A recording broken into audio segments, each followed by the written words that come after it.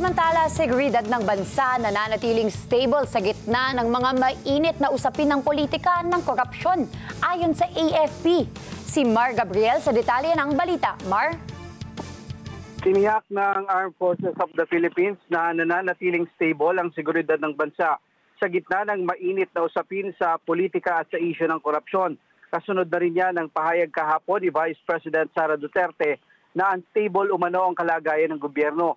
Giit ni AFP spokesperson Colonel Francel Margaret Padilla, hindi sila nagpapaapekto sa anumang alingasngas at nananatiling nakatuon ang kanilang pansin sa pagtupad sa kanilang mandato. Itinulad pa niya ang AFP sa isang gwardiya sa watchtower na hindi raw apektado ng ingay sa ibaba, sa halip ay nananatiling nakabantay sa seguridad. Pinabulaanan din ng AFP ang mga lumulutang na isyu ng destabilisasyon sa hanay ng sandatahang lakas. Nananatili raw silang solido sa chain of command, sa saligang batas at sa kanilang mandato na pangalagaan ng seguridad ng bansa. Hindi na rin daw kailangan ng loyalty check sa hanay ng AFP dahil naniniwala sila sa disiplina at profesionalismo ng mga sundalo. Para sa Mata ng Agila, Mar Gabriel, matatag, matapang, matapat.